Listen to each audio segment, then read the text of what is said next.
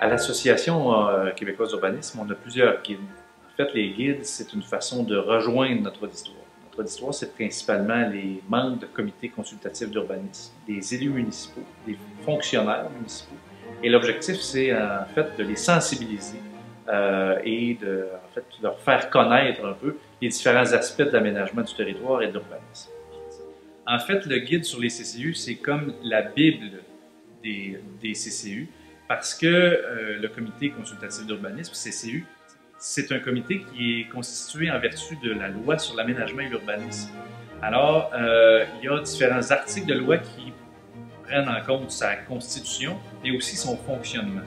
Donc, le CCU, en gros, ce qu'il fait, c'est qu'il va accueillir différentes demandes de citoyens, de promoteurs, et il va générer des recommandations. Les membres de CCU sont bons pour analyser, recevoir les projets et ensuite faire des recommandations pour promouvoir ou non ou améliorer les projets qui leur sont déposés. Alors le guide, lui, ce qui permet, c'est de comprendre un peu le processus, la dynamique du CCU, son fonctionnement, la constitution, les membres, par exemple, sont nommés pour combien de temps, quels sont leurs pouvoirs réels et en vertu de quoi ont-ils ce pouvoir-là. Donc, en parlant du pouvoir qu'ils ont un pouvoir de recommandation au conseil de ville qui ensuite prend la décision finale en matière d'aménagement et d'urbanisme et de demandes finalement qui sont adressées par le citoyen. En fait, les guides, c'est une belle façon de rejoindre notre auditoire et c'est aussi en fait une façon de sensibiliser les gens. Parce qu'au Québec, en matière d'aménagement et urbanisme, c'est pas tout le monde qui est qualifié, qui a les connaissances requises pour prendre des bonnes décisions. Alors les guides, c'est une façon de orienter les gens, les sensibiliser. On a des guides, par exemple, sur les dérogations mineures, sur le patrimoine architectural. On a des guides sur l'affichage. Ce ne sont que des exemples pour montrer que, finalement, tous ces aspects-là de l'aménagement et l'urbanisme requièrent des connaissances particulières.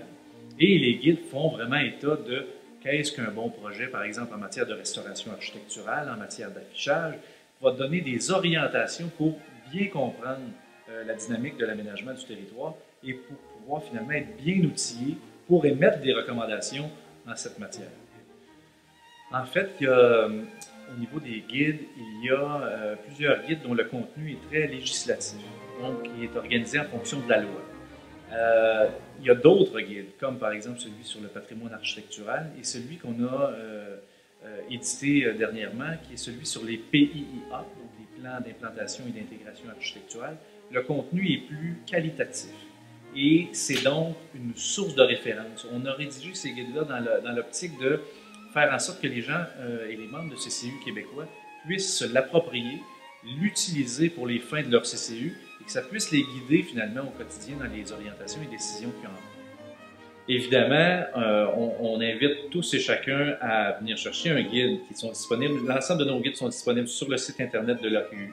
Et si jamais vous avez des questions, si vous avez des suggestions à faire quant à de nouveaux guides que nous pourrions éditer, on est toujours ouvert à ce genre de suggestions. Mais les guides ne sont pas chers, ils sont disponibles sur le site. Une autre façon, parmi les publications de l'AQU, de rejoindre nos membres, c'est la Revue québécoise d'urbanisme, qui est distribuée à tous nos membres. Les non-membres peuvent l'obtenir aussi là, en s'abonnant. C'est distribué 4 fois par année, donc 4 numéros différents, maintenant avec des thématiques. Je me suis impliquée assez rapidement dans la revue. En partant, quand je me suis impliquée à l'Association québécoise d'urbanisme, parce que je trouvais que c'était un médium qui était très important pour véhiculer de l'information et aussi sensibiliser les gens. Donc souvent, je me rendais compte dans ma pratique que les gens de CCU manquaient d'informations et de sensibilisation. Donc, en m'impliquant dans la revue, j'ai trouvé ça important de trouver des thématiques, des sujets où est-ce que je pense que les gens sont confrontés, puis ça vient les chercher pour être capable de prendre l'information, des outils pour mieux travailler au fil du temps dans les communautés. Généralement, la façon qu'on procède pour établir nos thèmes, on y va une fois par année, on fait un brassage d'idées, et là on regarde ce qui s'est passé dans l'année qui a passé, mais aussi l'année qui va s'en venir et qu'est-ce qui serait intéressant. Mais aussi, ça va aussi avec la pratique de chacun, de tous et chacun, à savoir qu'est-ce qui s'est passé puis qu'est-ce qui aurait pu être intéressant à aborder. Donc là, on s'assoit vraiment au début de l'année et on se dit, OK, on va parler de tel thème. Et par la suite, on va élaborer différents angles pour ces thèmes-là. Comment on va être capable d'aller chercher vraiment l'essentiel. La revue, dans le fond, c'est le médium principal de l'ACLU. C'est avec ça qu'on rejoint nos membres, nos non-membres aussi, qui apprennent à nous connaître souvent par ce médium-là. Il vise un petit peu plus large peut-être que notre public cible qui est les membres de CCU.